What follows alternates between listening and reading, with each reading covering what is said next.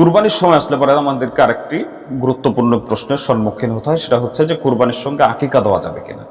এটা খুব গুরুত্বপূর্ণ একটা প্রশ্ন। তো কুরবানির সঙ্গে আকিকা দেওয়া যাবে কিনা এটা জানাটাকে আমাদেরকে আগে জানতে হবে যে আকিকা কি, কেন দেওয়া হয়, আকিকা দেওয়ার সুন্নাহ নিয়ম কি, এই বিষয়টা আমাদেরকে আগে জানতে হবে।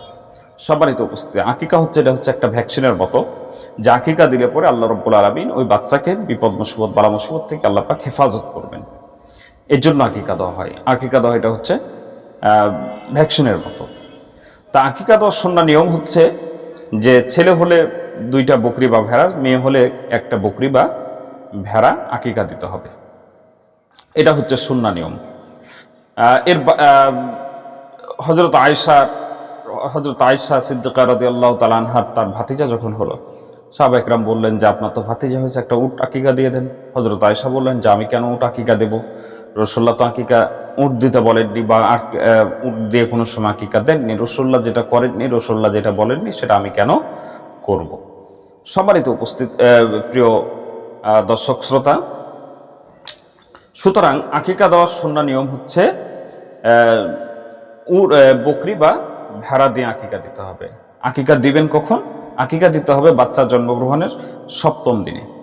7ম দিনে যদি আপনি কোনো বিশেষ ওজোরের কারণে যদি আপনি দিতে না পারেন, তাহলে 14তম দিনে। 14তম দিনে যদি আপনি আকিকা দিতে না পারেন, তাহলে 21তম দিনে আকিকা দিতে হবে। এখন আপনি যে কুরবানির জন্য আকিকা রেখে দিলেন, যে আকিকাটা কুরবানির সঙ্গে দিব, তা আপনার কুরবানি আপনার বাচ্চার জন্মগ্রহণের 7ম দিন অথবা 14তম দিন অথবা 21তম দিনে কি কুরবানি হচ্ছে? যদি না হয়, তাহলে আপনি রাখলেন কেন? কেন রাখলেন? আকিকা হচ্ছে একটা বিধান, কুরবানি হচ্ছে আরেকটা বিধান। আপনি দুটাকে একসঙ্গে করার জন্য সুন্নাহ নিয়মটাকে আপনি লঙ্ঘন করলেন কেন?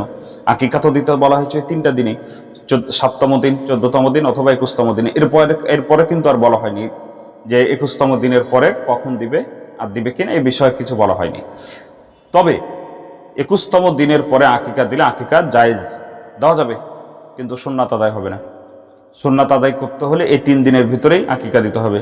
7তম দিন, 14তম দিন অথবা 21তম দিন, এই 3 দিনের ভিতরে আকিকা দিতে হবে। এটা হচ্ছে সুন্নাহ নিয়ম। এর বাইরে এরপরে যদি আপনি দেন, আকিকা হয়ে যাবে কিন্তু সুন্নাত আদায় হবে না। তাহলে আকিকা দেওয়ার নিয়ম হচ্ছে যে ছাগল বা ভেড়া দিয়ে, ছেলে হলে 2টি ছাগল বা 2টি ভেড়া, মেয়ে হলে 1টি ছাগল বা 1টি ভেড়া। নিয়ম হচ্ছে 7 দিন, 14তম দিন অথবা 21তম দিন, এই 3টা দিনের ভিতরে আকিকা দিতে হবে। এর বাইরে যদি আপনি দেন, তাহলে সুন্নাত আদায় হবে না।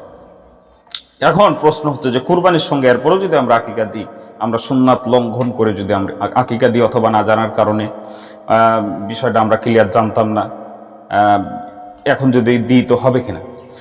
আলেম ওলামাদের মুফাসসিরদের মতে যে আপনি যদি কুরবানির সঙ্গে আকিকা দেন, আকিকা হয়ে যাবে, এটা হচ্ছে জায়েজ, কিন্তু সুন্নাত থেকে আপনি বঞ্চিত হলেন। সুন্নাতের যে ফায়দা, সে ফায়দা আপনি পাবেন না। তবে আমাদেরকে খেয়াল রাখতে হবে, আমরা ইসলামের বিধান যখন মানব, তখন আমাদেরকে সুন্নাহ নিয়ম অনুযায়ী, কোরআন সুন্নাহ অনুযায়ী করতে হবে। রাসূলুল্লাহ যেভাবে বলেছেন, রাসূলুল্লাহ যেভাবে করেছেন, সেভাবেই আমাদেরকে ইবাদতের ক্ষেত্রে, আমাদের জীবনযাপনের ক্ষেত্রে সেটাকেই আমাদেরকে করতে হবে। জায়েজ আমরা খুঁজবো কখন? যখন দেখবো যে আর কোনো পথ নাই, বাঁচার এমন একটা বিপদে পড়ে গেছে, বাঁচার কোনো পথ নাই, তখন আমাকে দেখতে হবে সুন্নাহ বা ওয়াজিব বা ফরজ, এগুলা দিয়ে তো হচ্ছে না।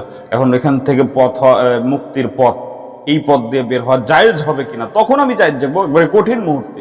কিন্তু স্বাভাবিক মুহূর্তে আপনি সুন্নাহ স্বাভাবিকভাবে লঙ্ঘন করে জায়েজ কেন আপনি খুঁজতে যাবেন? সুতরাং আমরা এই বিষয় খেয়াল রাখবো যে আমরা কুরবানির জন্য আকিকা রাখবো না। আকিকা দিলে আকিকা হয়ে যাবে, এটা জায়েজ, কিন্তু সুন্নাত আদায় হবে না, সুন্নাত থেকে বঞ্চিত হবে। সুতরাং আমরা আকিকা দেব বাচ্চার 7ম দিন অথবা 14তম দিন অথবা 21তম দিনে আমরা আকিকা দেব। আল্লাহ পাক আমাদেরকে সহিহ বুঝ দান করেন এবং আমল করা তৌফিক যেন আল্লাহ পাক দান করেন। আমিন।